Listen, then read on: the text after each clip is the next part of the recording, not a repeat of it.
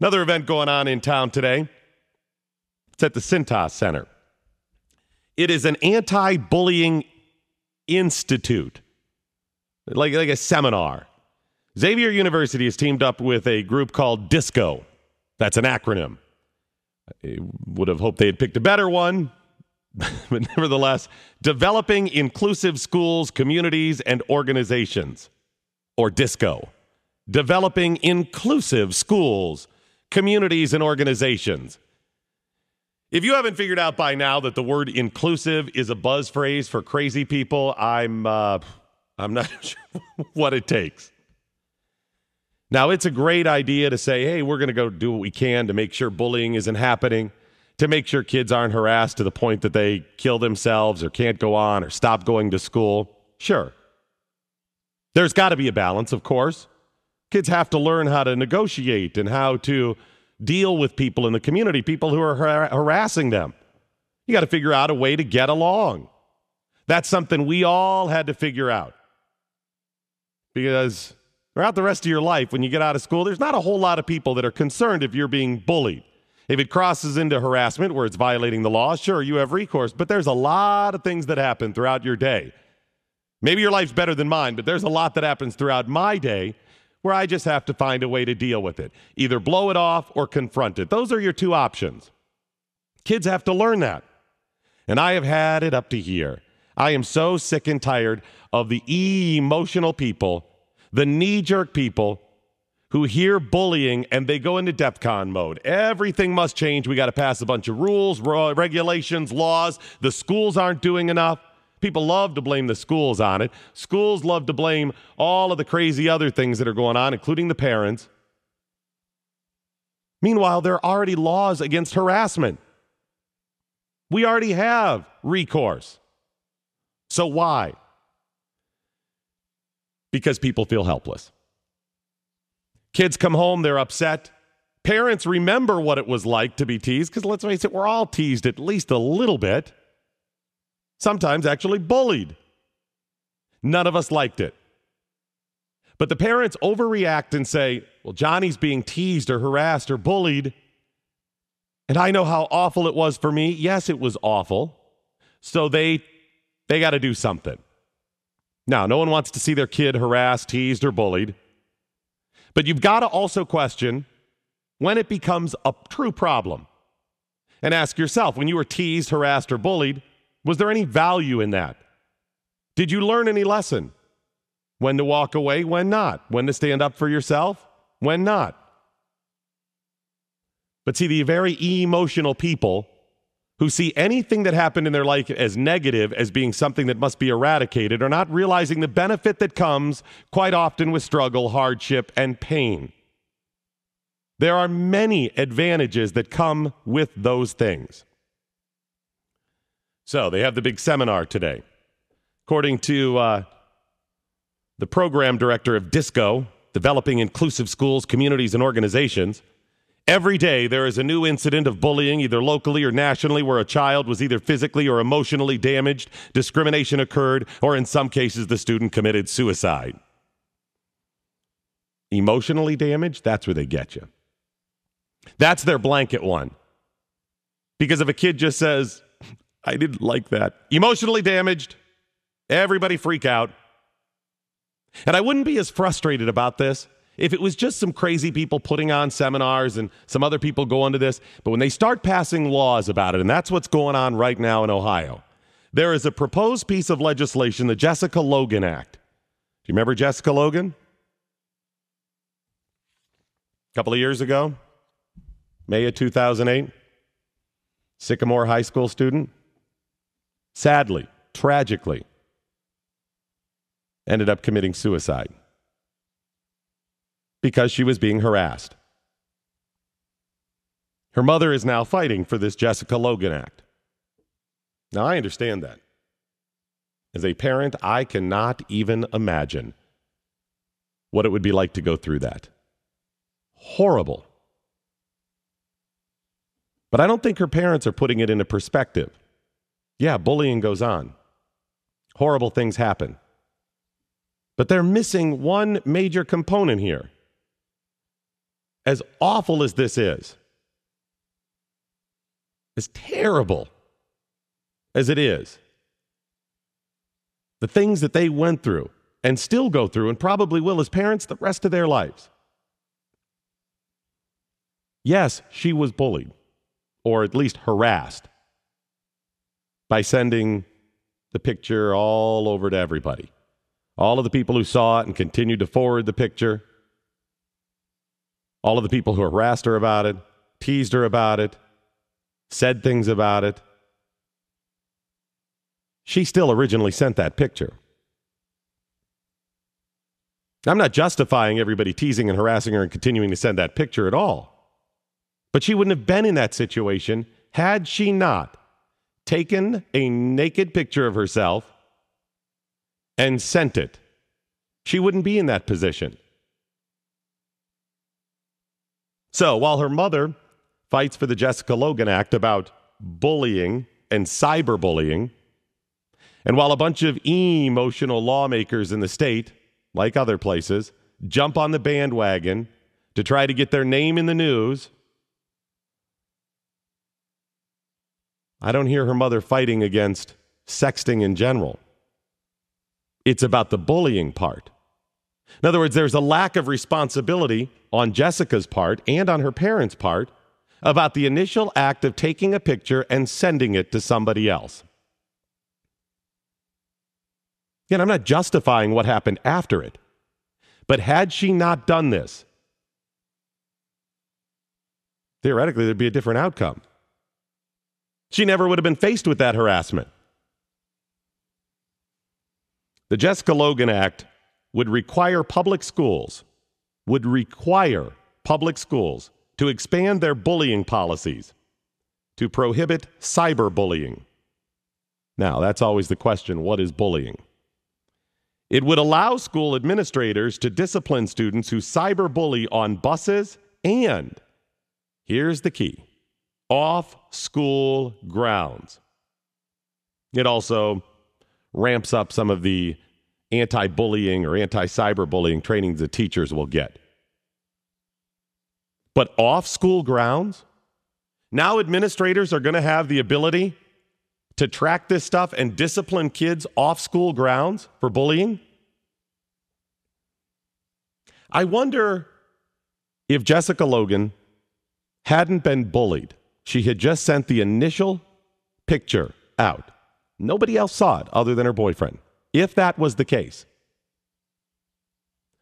But the information was leaked. Administrators found out that she had done it.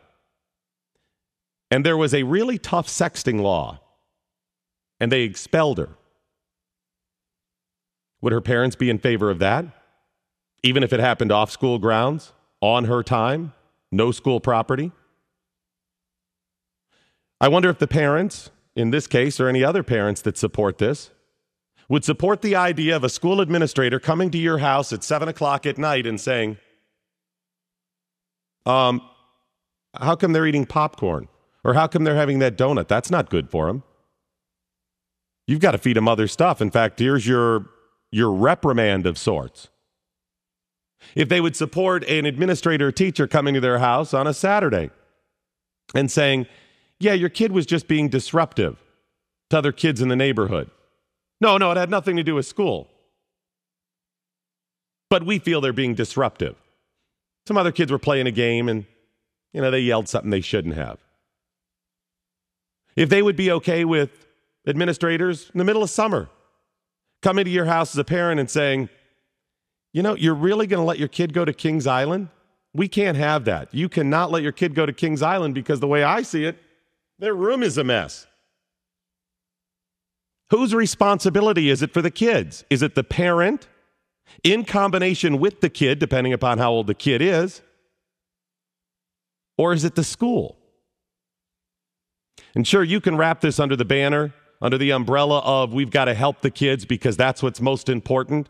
But as soon as you allow an administrator to punish your kid for something they do that has nothing to do with the school, save they actually go to the school, you have just given up your parental rights. And why not then just throw in the towel and say, you know what, come on in. You know what, superintendent, I don't know what to do. My kid's not listening to me. Call up the school and say, I don't know, should I allow him to go to camp this summer? Well, you know, they haven't been minding me. Should I allow him to go? What should I get him for Christmas? Where does it stop? Where do you as a parent take the responsibility and say, I will handle this? And here's the horrible, horrible thing. And I get no joy in saying this. And I am not trying to be insensitive. But the truth is, part of the responsibility for what happened to Jessica Logan falls on her and falls on her parents. Because as a parent, you must be involved. And if you are their guardian, you are ultimately responsible. And depending upon how old your child is, more responsibility starts falling on them. As a 1-year-old, you have near complete control and responsibility for your child. They are completely dependent upon you for everything. But by the time they get 16, 17, 18, maybe still living under your roof, they take more and more responsibility on themselves. It is horrible what happened to Jessica Logan. It's a tragedy. But to use this tragedy to take away other parental rights and give more rights and responsibility to the school is also a tragedy, and take some of the responsibility that should fall on the parents and on the individual off of them. Doc Thompson, 700 WLW. Fox 19 Storm Tracker forecast for meteorologist Frank Marzullo.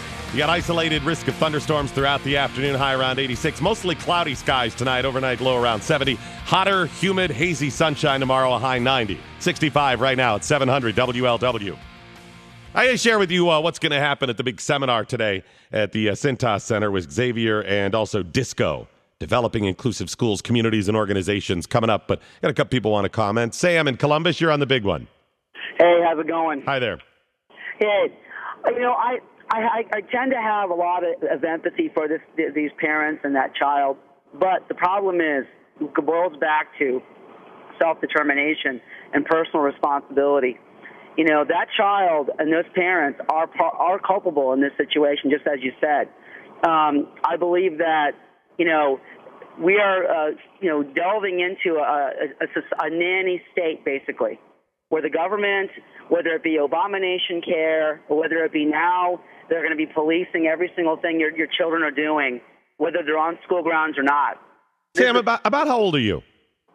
I am 37 years old, sir. All right, if this technology had been around back in the day and you had pulled an Anthony Weiner and texted a picture of your junk to somebody and were a little upset because people were harassing you and whatever, well, how would your parents have handled it? I would have been more fearful of my father than the authorities, actually, at that point in time. Yep. I would have had my you-know-what kicked, number one. Yep. Number two, I would have lost privileges probably for a year. Mm-hmm. No car, no nothing.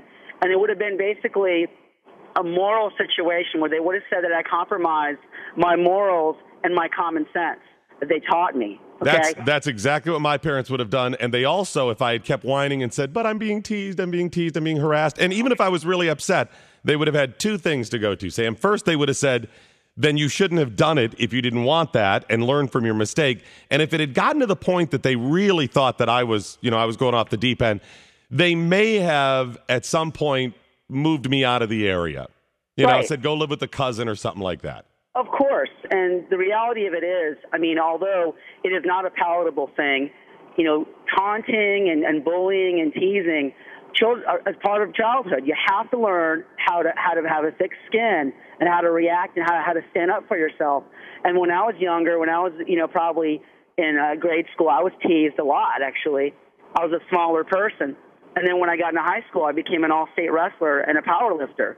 So I basically, stuck it to all those people when I was in high school because I was a ferocious athlete. And that's how I responded to that, And that taught me a lesson in life of how to be tough. Sam, you hear what an idiot I am. You know I got teased. I got pranked all the time. You know that happened.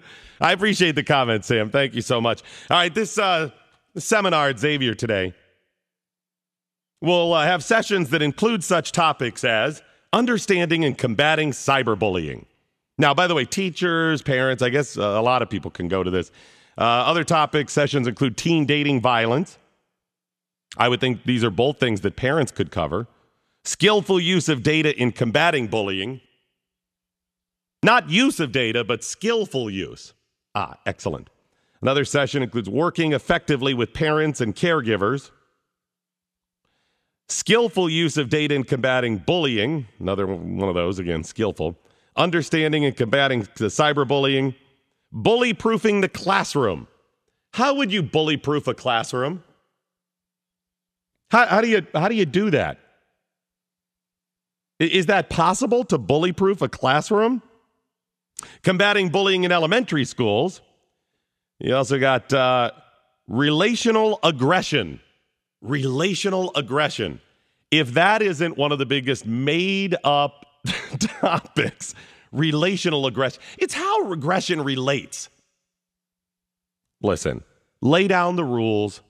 Here's what we expect of you, and here's what we don't. Number 2, here's how it affects people. Do you like to be teased? Then don't tease other people. Ta-da! Oh, by the way, you know what the cost is for this seminar? $125 per person. But if you get 5 to 9 people, it's only $105 per person. $125. If this is so important, if Disco and Xavier and everybody else thinks this is so important, how come they're charging $125 a person? Shouldn't they find a way to get it done? If this is one of the biggest problems of our time, why are you charging $125 a person? Do you know how many people I would have to beat up to steal enough lunch money to attend this at $125? A lot of people. Or your call's on the way. Doc Thompson, 700 WLW Yankees. All right, cyberbullying. We got a bunch of people who want to comment. I got to get some emails coming up as well. We'll get to them next on the big one, 700 WL. Doc Thompson on the big one, 700 WLW. Let's go back to the phones in Cincinnati. Mary, how are you? Hi, Doc.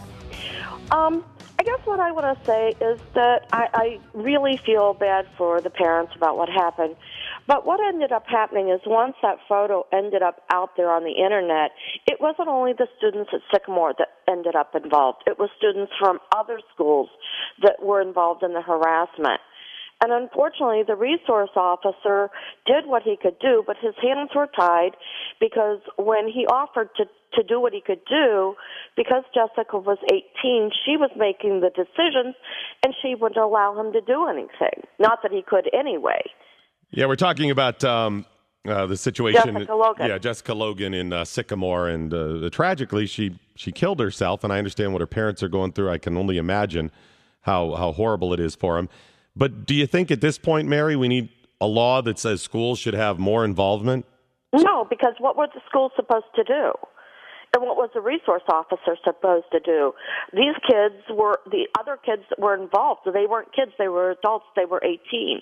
Yeah, I don't know how you bully-proof the classroom, as one of the sessions would have at the Cintas Center today, as they talk about anti-bullying laws and rules. Right, because it wasn't just in the classroom. Mm-hmm. It was outside. But even if she was 17 or 16 or 15 or whatever, where the parents had more say, you're right, it's still outside. It's still other places. Well, this law would give the schools more ability beyond the classroom to say, we can take care of this. I think at that point, if you can really show harassment, go to the police. Well, and the resource officer offered to do that. He offered to do that. He explained to Jessica that as an adult that she could pursue that, but she refused to. Do you think I'm wrong that there needs to be responsibility on Jessica's part, some responsibility taken, and also her parents' part on that? Exactly. It's very tragic and it's very sad. But she was a young adult that made a bad decision and continued to compound those bad decisions. Right. This would be like me making a bad decision where I drink and drive, I get into an accident or whatever, and I suffer all the consequences that come with that. And then beyond it, somebody does something to me, maybe promotes it. Hey, look, Doc was drinking and driving, I can't get a job or whatever. Yeah, what they're doing, if they're harassing me with that, is wrong. But ultimately, it wouldn't have happened. It wouldn't have gotten to that point had I made better choices. And I understand we all make mistakes and could be in those situations, but that's the reason you teach your kids or attempt to teach your kids right from wrong and lay out the consequences. I mean, instead of teaching your kid that everybody wins and it's okay that we're not keeping score, everybody's a winner. Instead of teaching them that, teach them some of the cold, hard facts that if you do this, it is quite possible for the consequences to be this. Lay it out there. Remember those programs, the Scared Straight type programs, where as a kid, if you screwed up, you broke the law, something that maybe would land you in jail at some point. One of the programs they had, I remember in Ohio, I think it was called Operation Checkmate, because I thought I was going to have to go through it as a teenager. I was scared to death of that. The thought that I'd have to go in where they leave you with the prisoners for a day or so and show you what prison. Oh, me and my friends, we got in some trouble. We're flipping out. Just the thought of going through that because we recognized it. It wasn't a, hey, mommy and daddy's going to take care of this and it'll be okay and we'll make it go away. It was like, this is what you're going to get. This is your punishment. So what happened to those? Leveling with the kids and saying, these are the consequences. Isn't it horrible? Look at how awful it is. It's bad, isn't it? If you don't want that to happen, then don't do this. Centerville, Jack, you're on 700 WLW. Hello, how are you today? I'm doing fine, sir. Well, let me tell you, this is what you do. I'm 50 years old. I was bullied because of my small size when I was in junior high school and early part of high school. I was physically bullied. There was no cyber nonsense back then. This is what you do. You just develop a mentality of extreme self-righteousness and descend to the bully's level, all right, and then retaliate, and then dare the authorities to presume to bring you to account, and it works. But having got that out of the way, the really significant thing is this proposed legislation by the parents of this poor woman who killed herself. Yeah. For the schools to be given this kind of jurisdiction is extremely dangerous. Okay, and I learned this in junior high school. Jefferson and Madison, the authors in 1798 and 1799 of the Kentucky and Virginia resolutions. Okay, the federal government only has the jurisdiction it was given by the states. The federal government does not properly exist in its own right. It does not give itself jurisdiction. The schools only have certain jurisdiction. For the schools to presume to give themselves universal jurisdiction and then to conduct suspicionless searches and operate on a legal basis of rebuttable presumption instead of the presumption of innocence, no, this is dangerous. This is extremely dangerous. The sad part is, Jack, the state is thinking about allowing the schools to have this much power. And it may end up, if they end up passing a bill like this anyways, fail because it's on, similar legislation is on its way to the Supreme Court. Not exactly, so there'd be other challenges, but I just told you a couple of weeks ago about the Third District Court of Appeals, Third Circuit Court of Appeals, that there was a kid who was posting things on their MySpace page about the administration, about the school board, whatever, the superintendent. And it was on their time and on their computer, and the school gave him a suspension, went all the way to the Third Circuit Court of Appeals, and they said, no, that's on the kid's time. You don't have any jurisdiction. So it's on its way to the Supreme Court. Now, it's not exactly the same, but it's kind of close, and hopefully it'll rule the same way. It's Doc Thompson, 700 WLW. Sloaney and Tracy going to be live from the Holy Grail this afternoon. Make sure you join them down there. If you can, of course, you can listen to 700 WLW as they get ready for the Yankees to come to town.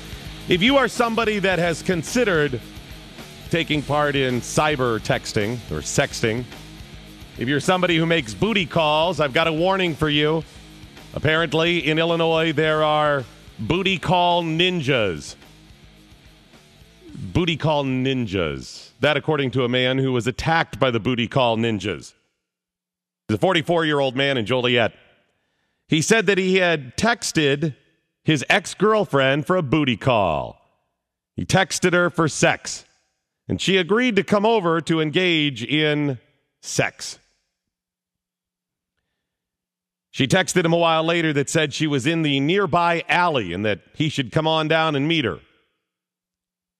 I would think that right there is a bit of a red flag. What, are you gonna wait in the alley? You're gonna take care of business there? I guess he was desperate enough that he agreed to go down to the alley to meet her for a booty call. As he walked into the alley, a man jumped from the darkness yelling, swinging a pair of nunchucks at him. The masked guy hit him in the head. Boom. That's when the ex-girlfriend pulled out a second pair of nunchucks from her vehicle and hit him in the head as well. Bang. They eventually fled. Police showed up, and he told the police that he was attacked by booty call ninjas. Police didn't believe him at first, but then they found throwing stars at the scene as well.